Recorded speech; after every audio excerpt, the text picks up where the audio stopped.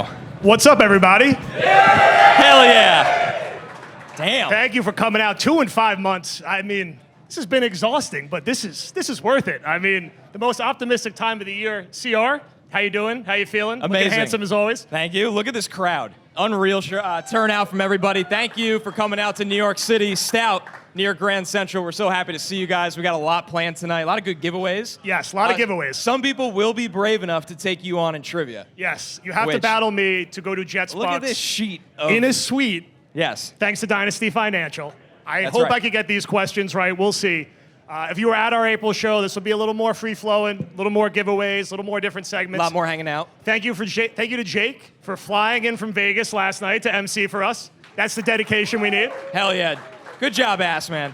That's how it's done. All right, CR.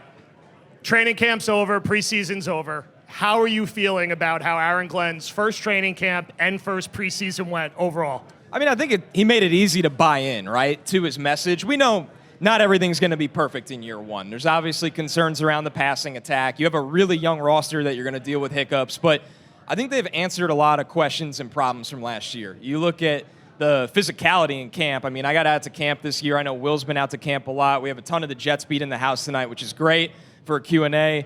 It just felt different, and I think the players really leaned in, and I think that's the respect factor of what he did at the NFL level. But then you also have some minor tweaks to the roster. They're obviously all in on developing this offensive line. We saw some trades over the last week to help the run defense. Thank God. Some massive moves that make us feel a lot better. Yes. And there's a lot of reasons to buy into this coaching staff. Chris Banjo's special teams look ready to roll. Tanner Engstrand, he's a young play caller. There's going to be ups and downs, but we feel pretty good about actually them running more of a modern offense than the very static offense they've run over the last 2 years under Hackett and then Downing. So I think there was enough flashes that you go, okay, this staff knows what they want to be, and there's some reasons to buy in here. I remain very excited about Aaron Glenn and his excitement about being a part of the New York Jets organization. Well, he's one of us. He's one of us. That is right? the difference with Aaron Glenn. Aaron Glenn is one of us. He wants to be here. He wants to be here, which is very exciting. So, Justin Fields, let's talk about the quarterback position. Up and down preseason, up and down training camp. We kind of expected that. We're not going to see everything Justin Fields can do because he's a runner and you're only going to show so much of that. Are you feeling better or worse about him going into week one from when the Jets acquired him a few months back? Feels like a little bit of more of the same. Fields, and you've stated this before, Joe, Fields has not shown that he's an average NFL passer yet. Has to prove it still. He has to prove it still. Yep. And it's kind of hard to get full confidence in that from situational, practices where, hey, you're running red zone and the defense might know, hey, we're in a throw look here and we're not getting a lot of design runs in preseason because you don't want him hit. And they have to prove they can run the ball to open up the field and create spacing for him to have an easier time throwing.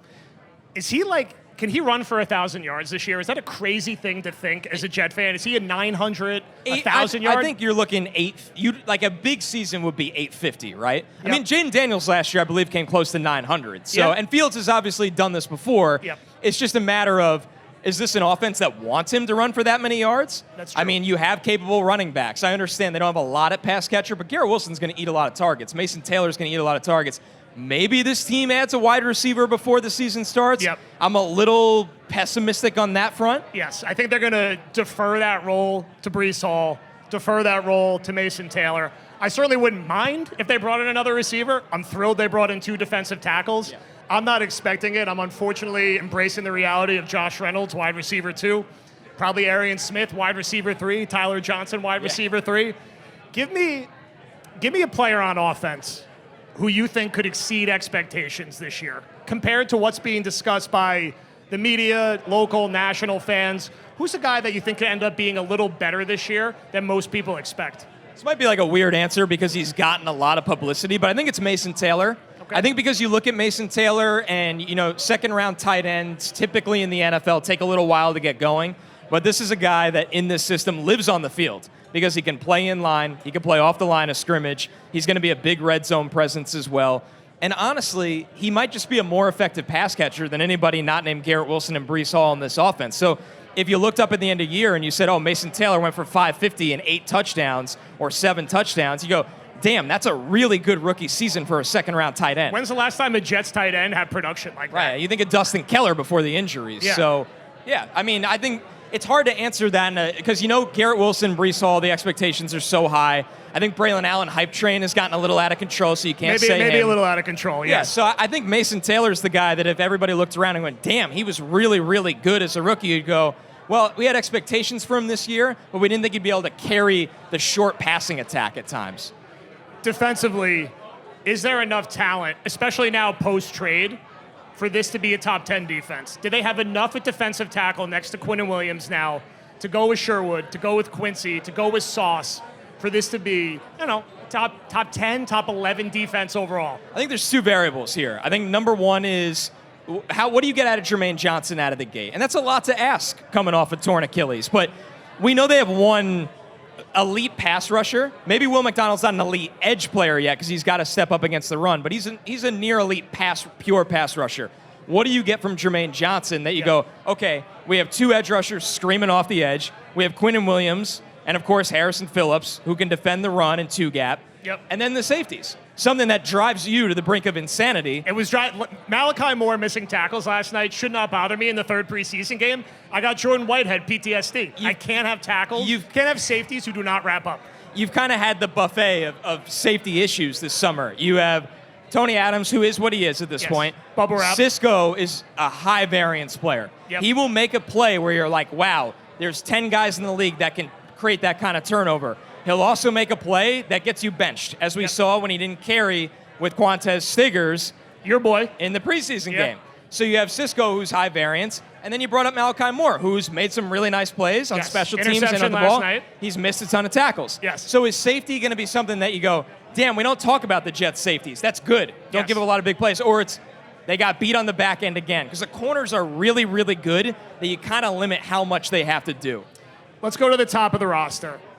Give me three Jets who have a chance to be all-pros this year. If someone asked you, one or two players on this team are going to be an all-pro, who are they going to be with Aaron Glenn's coaching staff, with their new system on offense, with their new system on defense? I mean, offensively, I go right to Olu Fashanu, just because he's that special of a tackle. Unfortunately, Rashawn Slater is out for the year. You always have to look at who am I up against for all-pro. It's all-pro for a reason. It's not the Pro Bowl where everybody gets get these participation invites. Olu Fashanu could be good enough to be an all-pro. He's that talented. Yes. He's your starting left tackle right out of the gate. Defensively, it's a guy that's done it. It's Sauce Gardner. Sauce Gardner's got the money now. He's got the resume of it. Glenn is going to challenge Sauce in a way that he hasn't been challenged as a pro. So I think those are, Olu might surprise some people. I don't think, listen, you got to be so good at wide receiver to make it. I love Garrett Wilson. You're in a conference with Jamar Chase, right? And it's hard with Fields as your quarterback to expect Wilson's going to have those numbers. Right. So I feel like safely Olu and Sauce are the answer for each side of the ball.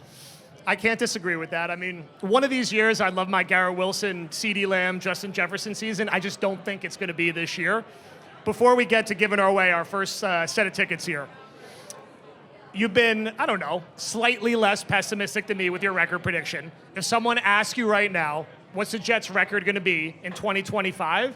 What is your answer? And feel free to caveat with a couple different things that are going to impact it. Right. I mean, to me, they feel like a 7-8-ish, if everything goes right, win team. Okay. Because you have limitations, right? You're in a really, really good AFC. It's going to be hard week by week to have forget high-flying passing attack, but a capable passing attack, right? Yes. You're a team also that you're going to need some juice from your special teams to kind of make a play for you to beat some teams where you're a big underdog. So that's kind of where I land. 7 wins. Do they win 8 because, hey, you made all your kicks and you got a couple bounces, right? They got Nick Folks back. Right. Yeah. Hey, we've seen them lose those 2 games because of bad kicks. So I think some people will be disappointed with that, but I actually think the energy at the end of the season will be different where you kind of envision what they're building towards under Glenn and company. Where are you standing right now? If you asked me today, I would say 8-9. I was going to say 7-10, getting Harrison Phillips here. Man, it's a big difference. Getting Briggs genuinely, here. It's a big difference. There's probably one game that helps it swing a little bit in that direction. So beat the Steelers week 1? Yeah, beat the Steelers week 1. I don't know what happens after that week 2. I think we beat the Steelers week 1. Yeah, I think we do. Yeah, I don't beat the Steelers week 1. I don't think it's a crazy prediction. Their quarterback is 42 years old. We all watched them last year. I sat here please. I think it's okay to say the Jets are going to win. I would take the under, but I do think the Jets are going to win week 1. I will go with 8-9 overall and be happy to be wrong if they go 9-8, 10-7, and end this playoff drought. All right, We got Jets Bucks week 3. I'll get the giveaway going. Thanks to our friends at Dynasty Financial. We're going to do a little Jets Jeopardy, Jets trivia. Jake, I'm going to commandeer you to come out and call up the person who's going to come up and compete with me and Connor for a chance to fly to Tampa, sweet tickets, and have your hotel covered. So you go one shaking to pick out of the hat? Or no, we got the name right. Okay. Keith Klatchy. Keith K. You're the contestant. There we go. Come on down, Keith. Come on. Where are you? It's go time. Tell your family you may have to fly to Florida in 3 weeks. Yes. And they're not coming with you. Yes. No. Well, one person can. If you win, you get 2 tickets. You can bring one person from your family. There he is. Let's There go. he is. Hey, give it up for Keith, Keith. everyone. Saddle up, my friend. Hey, Keith. Keith. Keith, you want to introduce yourself to the crowd? Yeah, my name is Keith Klatchy from Wantagh. That's who if you need okay. it. Yep. Keith Klatchy, Wantagh, New York. Let's go. All right. So you're each going to get 3 questions here. All right. Joe, I'll start with you so Keith gets an idea of the format. I'm ready. All right. I want to be, I got a long list here. Ease me in. I have a 3-week-old No, baby. no. You are the one that, no, you get no excuses here. It's fair. All right, Joe. 4 players recorded a sack of Tom Brady in the 2010 AFC Divisional Playoff upset. Name all 4. Okay. Sean Ellis. Yep, Sean Ellis actually had 2. Okay. You got 3 players left. Calvin Pace. Yep, 2 for 2. He's a machine. Now you jinxed me here. Yep. Oh, God. I'm hiding over here. I don't want anyone to see the answers. David Harris. Nope. Oh, God. It's out. It's over to Keith. But Keith, you're getting a new question. Don't worry. Unless you want to finish that one, you can. Yeah, that's a hard one. Let's. Yeah. I'll take getting 2 out of the 4. All right, Keith. Keith, this one's for you. Let's see. Who caught Sam Darnold's first career touchdown pass?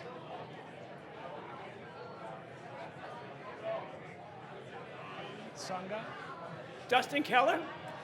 Robbie Anderson. Oh. All right. It's all right. We got another round. Yeah, no worries. You're up. You're still here. No one in the lead yet. All right. All right, Joe. During the 1996 Rich Kotite season, which team did the Jets defeat in their lone win? Cardinals. Got it. Joe's up 1-0.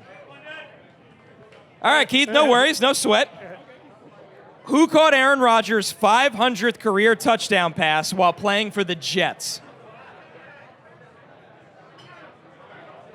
Take your time.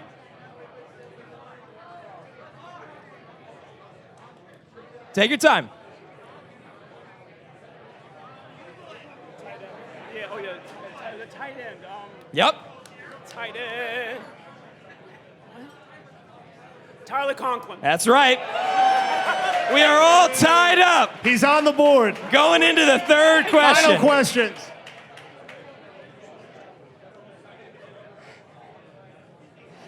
Oh, man, that's a good one. I'm ready. Joe, in what city was Mike Goodson located after a no-show training camp and went AWOL? Oh, my God. That's a ridiculous question, which I love. You want to stay the king, you got to answer the tough questions. Las Vegas? Good guess, but no. It was Houston, Texas. I thought it was going Dennis Rodman on us. Most people do go AWOL in Las Vegas. All right, Keith, this is for the win. To go to Tampa.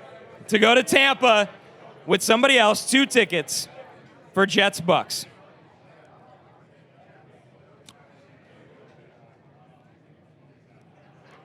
This man is deeply contemplating There's this a lot of question. options. A lot of options. Professor Rogers. All right, let's go with this. Who started at quarterback for the Jets in Week 17 of the 2005 season against the Bills? I'll give you a hint. It's a famous backup. in 2005. It's not a household name. Does he have an alliteration as his name? Double B's. Okay. Brooks Bollinger. That's right, Keith. Brooks Bollinger. Keith is going to see Going to Jets Tampa. Bucks in Tampa Bay. He got it. Get on the plane, Keith. Congratulations, Keith. Congratulations, my friend. Congrats, Keith. Yep. We'll settle up with you. Make sure you're taken care of. Yep. Awesome. Yep. We will be back with one more of these segments after Mr. Parkinson has his Yeah, segment. we still have 2 more Jets Bucks tickets to give away. Yeah. There we go. Ladies and gentlemen, one more time for Keith. Keith. Give it up for Keith, everybody. He's going to Tampa. And give it up to Joe and Connor for the opening segment here at the Badlands live event. We're going to keep it rolling right now. Coming up next for segment number 2, everyone give it up for Will Parkinson.